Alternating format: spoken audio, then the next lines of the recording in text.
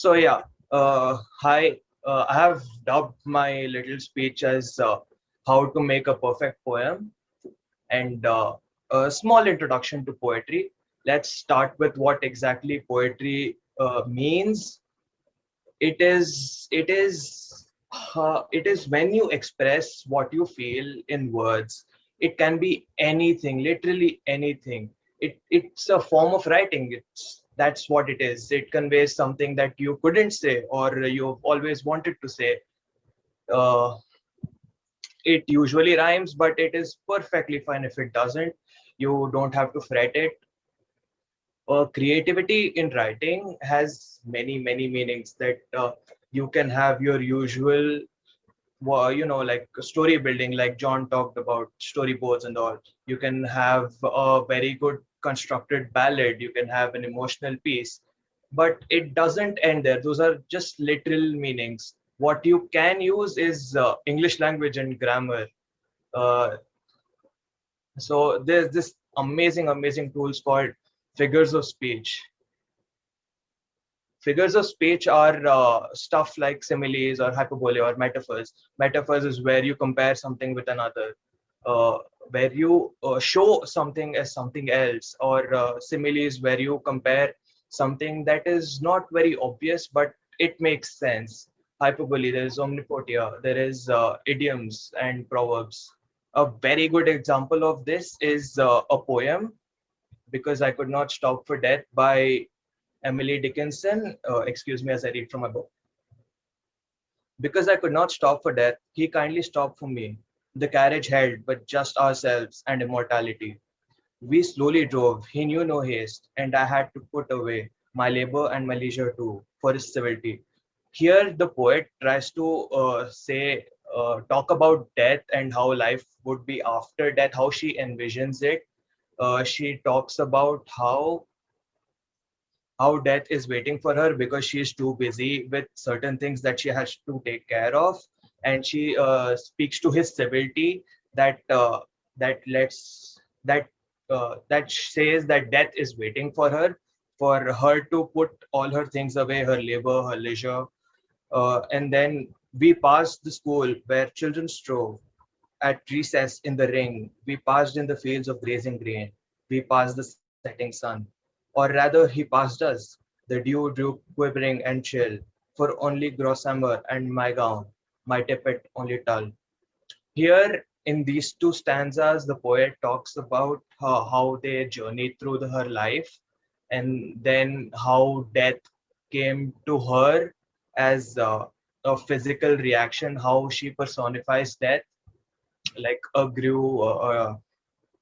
gossamer in her gown, or dew and chill. Then we passed before a house that seemed a swelling on the ground. The roof was scarcely visible, the cornice in the ground. Here, this is a beautiful example for a metaphor. The house here is quite literally her coffin, and it's a swelling in the ground because the coffin grave has been dug. It's a really nice metaphor. Since then, to centuries and yet feel shorter than the day. I first summarized the horse's heads were towards eternity. So she says that her grave is just a resting spot, and as she moves on towards eternity. So she talks about how life after death is actually infinity, and she just waits at her grave. This is a really beautiful poem by Emily Dickinson. Now, Emily Dickinson usually writes about death. She used to live alone and not talk to many people. She used to People used to be afraid of her quite literally. They dubbed her as eccentric, and she hadn't published many poems. She wrote 1800, but only published 10 while she was alive. So yeah, she's one of my favorite poets. Now, there you might have noticed a little grammatical errors here. Now we'll talk about those. Uh, it's a thing called poetic license, where poets can slightly bend the rules of English grammar or any other grammar for that matter. And to bring upon an effect. It doesn't show in this picture, but there are a lot of hyphens in this poem. Uh, so if you look at it in a grammar point of view, it doesn't make much sense. So what do you do for this poetic license? You get this certificate. You catch your nearest poet and have him or her sign this, which is not true. Sorry. So poetic license is freedom to depart from facts of matter or bend the rules of English language in order to create an effect. It it helps you give depth to the poem. And I would like to read another one. This one is mine as an example for this. It's called Hallway. Oh yeah, I can see you there, an old flame collecting dust, as your eyes meet my stare, and an immeasurable 5 feet separating us. Right as you walk on past me in this roughly crowded hallway, with words stuck, trying to break free, but choosing silence, we both look away. Now all that's left is a bunch of lies and a relationship well past its prime. Nostalgic faces now mere upward smiles as we walk past and away forever until next time. So I have what this poem is a grammatical nightmare, but it's okay because poetic license. Haha. I have also used uh, a what do you call a figure of speech that is called as an oxymoron, where I talk about an immeasurable 5 feet separating us. So you can see the connection.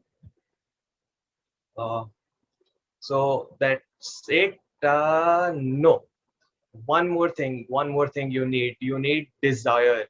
Desire is when you feel a driving force to do something, and that's all you need to write a poem, really.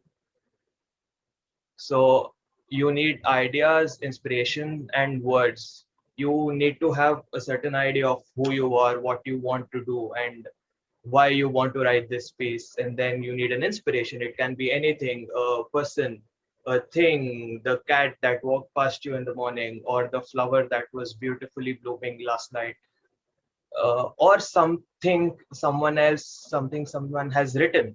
Uh, and of course words, there is nothing else but words everywhere. And if you're really into poetry, I would like to suggest William Wordsworth or Sylvia Plath, Robert Frost. And there is this another amazing poet called John Keats, and then there's YB Yeats, there is TS Eliot, Ghalib, Rumi, or Rabindranath Tagore. He's written some very nice stuff. uh, and that's it. Thank you.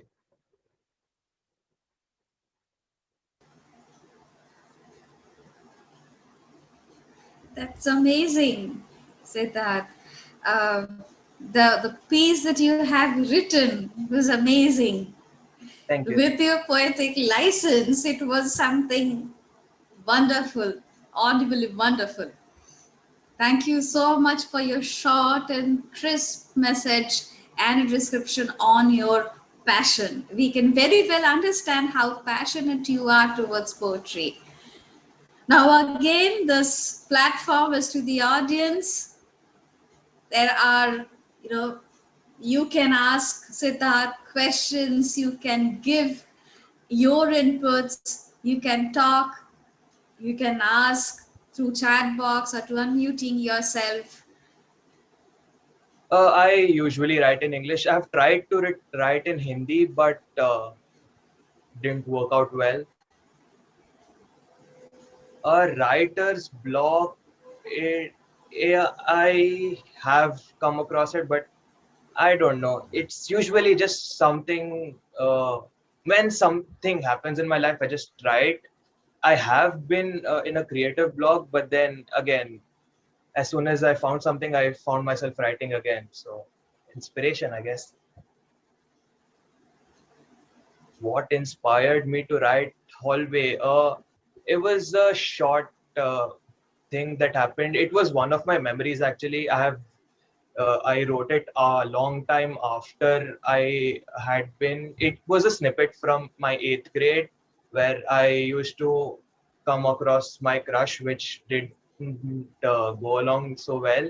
So yeah, I wrote this remembering that.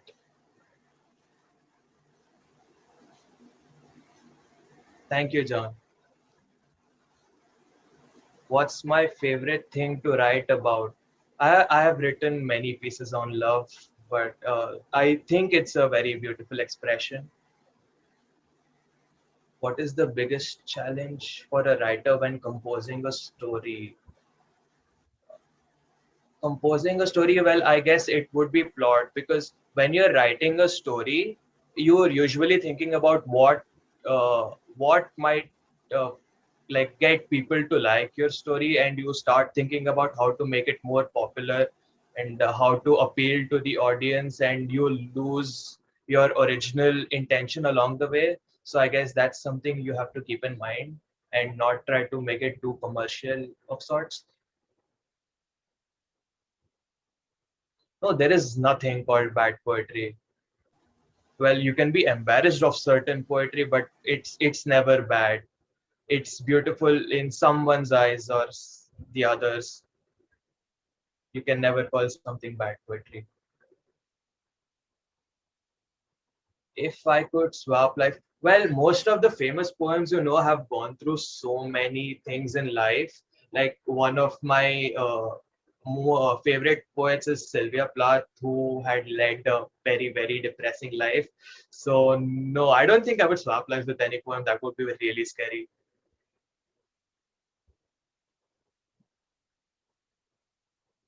Well, it's a mix of everything, Sidra. Personal experiences, what I see around. I have written a few on my friends' lives. Like when something big happens in their lives, I find myself writing about it, or I even sometimes get inspired by songs I hear, or even some scenes I've watched in movies. Everyone, I'm not everyone, but every poet has something he writes only for himself. I have a book full of them which you will never see. Sorry. Yes, yes. I have many, many poems that I write just for myself.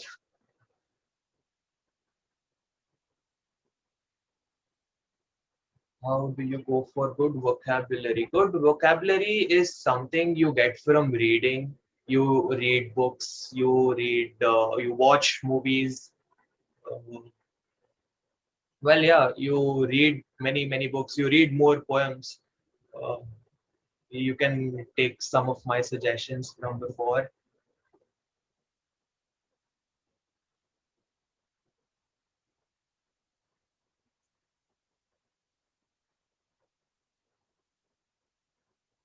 Thank you, Harsh.